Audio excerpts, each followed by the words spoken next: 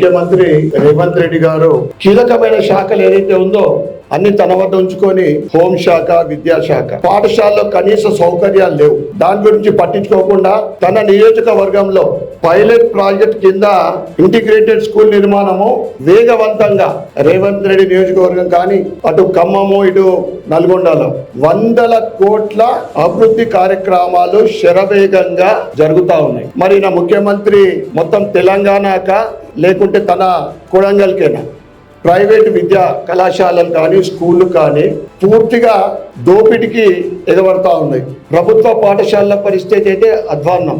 ఈ ప్రైవేట్ స్కూళ్ళు వాటిని ఆసరాగా తీసుకొని స్కూళ్ళల్లో జియో ప్రకారం బుక్స్ కానీ డ్రెస్సులు కానీ ఫీజుల విషయం కానీ కొన్ని నిబంధనలు ఉన్నాయి. వాటికి విరుద్ధంగా స్కూల్ యాజమాన్యాలతోటి ఏబీవీపీ స్టూడెంట్ ఆర్గనైజేషన్ ఏదైతే విద్యార్థుల కోసం ఈ ఆర్గనైజేషన్ లో ఎవరికి కూడా శాలరీస్ ఉన్నాయి. కేవలము విద్యార్థుల సమస్యల గురించి వాళ్ళకి ఎక్కడ సమస్యలు ఉన్నా కానీ వాటి కోసం అడగడం, మాట్లాడడం, ఉద్యమాలు చేయడం ఇది కొత్త కాదు.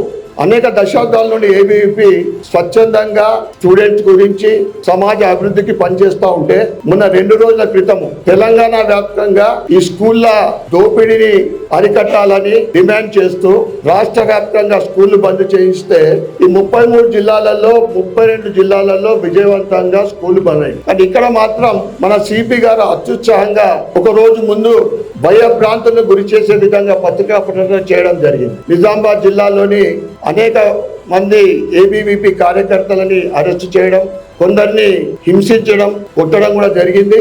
మేము దాన్ని తీవ్రంగా ఖండిస్తా ఉన్నాం. ఎవరినైతే మీరు అరెస్ట్ చేసిండ్రో బేషరతుగా ఎటువంటి కేసులు పెట్టకుండా విడుదల చేయాలని మేము డిమాండ్ చేస్తా ఉన్నాం.